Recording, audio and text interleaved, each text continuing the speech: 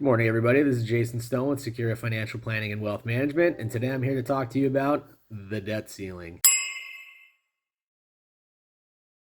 So, debt ceiling started in 1917 during World War I as a way for government to really focus on and track how much money is being spent on the war effort, and became much more prominent after the Great Depression in the 1940s and all the way up to present day. It's been increased by every president since Herbert Hoover and has been increased 94 times since that time period.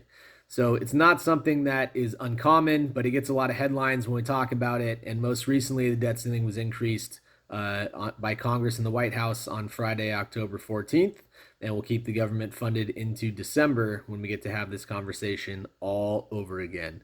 So does it matter? Well, what is the debt ceiling? Well, the debt itself is actually bonds and treasury bills that are being issued by the government. And because interest rates have dropped so much, think of it like that zero credit card transfer that you do where you have no interest or very low interest for a period of time. And that's really helped the government expand their spending without substantially increasing the debt servicing payments. And you also have a substantial amount of these treasury bonds being purchased by the Federal Reserve as a way to help continue and monitor the money supply. So it's been a big reason why the stock market has been really performing well over the last couple of years, because the abilities to issue debt at low interest rates has been a big benefit. On the real estate side, it's keeping mortgage costs low. It's helped push up home prices and stimulate the housing sector. So a lot of net positives coming from the stimulus that's being done.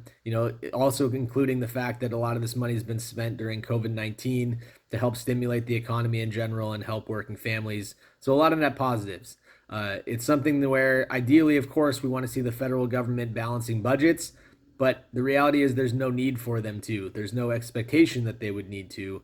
They're spending that money to make sure that we're operating the government hopefully efficiently, and we'll see how that progresses with some of the new spending bills on the horizon.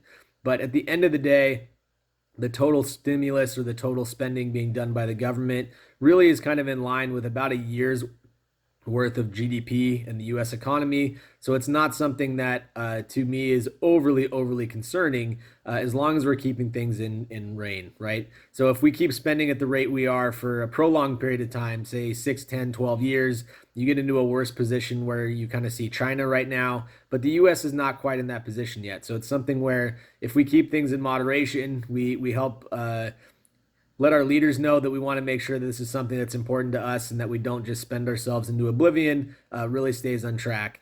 And I think it also goes well for the future as far as not seeing huge interest rate increases in either bonds or in mortgage rates, because the government doesn't want to pay that bill either. So we'll see how these things play out over the next couple of years, but it's not something we should really be worried about day to day.